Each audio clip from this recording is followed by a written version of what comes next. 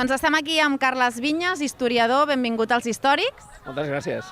Carles, des del teu coneixement del futbol popular, quin paper creus que juga un torneig com els Històrics en la preservació de la memòria i identitat dels clubs catalans?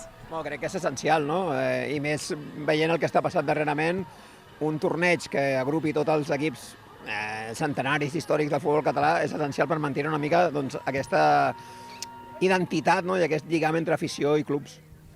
Com s'explica des del teu punt de vista que un torneig d'estiu, no professional, entre cometes, mantingui tanta vigència i respecte dintre del futbol català i molts clubs hi vulguin participar? Jo crec que justament és per això, per aquest sentit d'identitat, de mantenir aquest lligam de futbol, d'aquests valors del futbol, més de proximitat, de club, més familiar, un entorn més proper a l'afició, que crec que és el que fa que l'Històric sigui un torneig diferent. Per què ha vingut el Carles Vinyes a l'Històrics? Doncs vinc a cobrir avui pel Júpiter a fer fotografies. I ara et faré mullar. Qui guanyarà la triangular d'avui? Avui hauria de dir el Júpiter, però potser l'Europa. Sí, doncs ja tenim semifinals segons el Carles Vinyes. Moltíssimes gràcies. A vosaltres.